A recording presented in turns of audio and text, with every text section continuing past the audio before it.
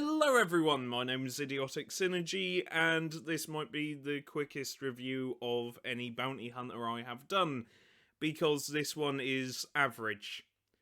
It's average, and I kind of like the rules for this model, and I like the model, but it's not exceptionally amazing, but it's not terrible, it's just average, although it is one of the better kinds of bounty hunter you can get. This one also is the last one we're covering inside the Necromunda hired guns that you can get for £25 and 50p. So, yeah, Yolanda Skorn. It's a cool model. I don't really have anything else to say about it.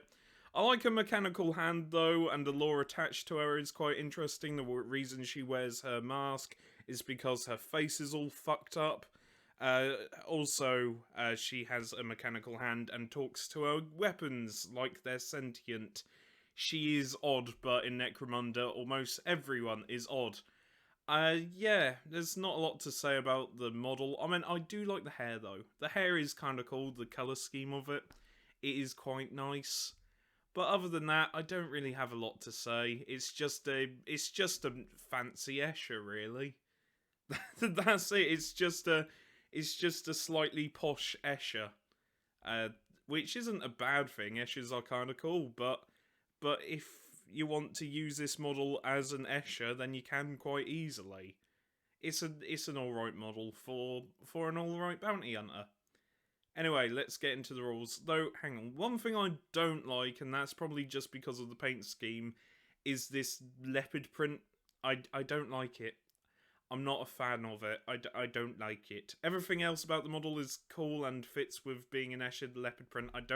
I don't like leopard print, but then again, that's just my personal preference. You might like the leopard print. Anyway, also the shoulder pads are really cool. Sorry. The shoulder pads are really cool. And also, oh, that's nice. Respirator inside the mask. Nice. And goggles as well. I like it when models show off the equipment they have in the rules, and that's quite nice. Anyway, I will be getting into the rules. Also, pouch. Got a really cool pouch there.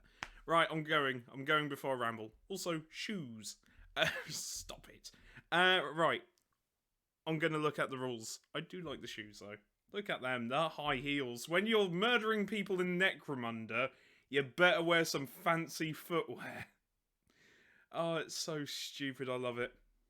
So, Yolanda Skorn's rules and lore are here, and yeah, she got her missing hand replaced by a cybernetic, and it's just really cool. Her little bit of lore here is quite interesting. The fact that the leader of her former gang, the Blood Maiden, didn't just kill her, but instead helped her recover is kind of cool.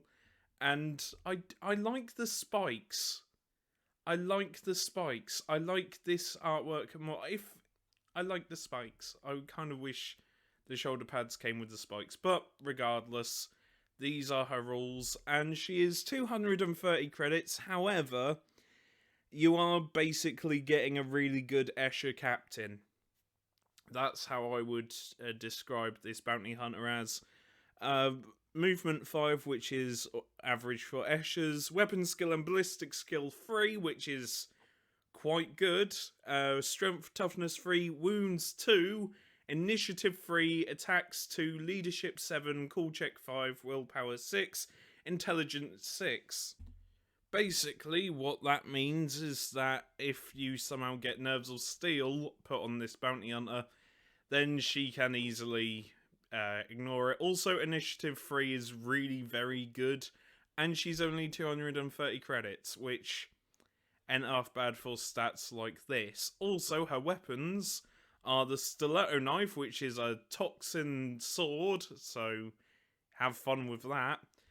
Stub gun, which at long range you're hitting on 3s, but at short range you are definitely hitting on 2s, and the stub gun is a reliable sidearm. Not as good as the las pistol, but pretty reliable.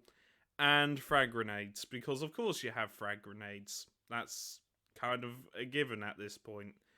And yeah, there's nothing to write home about the weapons. I mean, the stiletto knife is kind of standard for Escher. The stub gun is a weird choice, but makes sense. I kind of wish it was a las pistol instead, just because of the ammo reload for a las pistol is a 2. However, both guns have plentiful, and at short range you've got a +2 to your hit. What really makes up the points value, however, are her skills, which are counterattack, fearsome, and parry. Now, we haven't gone over what counterattack and parry does. Fearsome is a good skill regardless.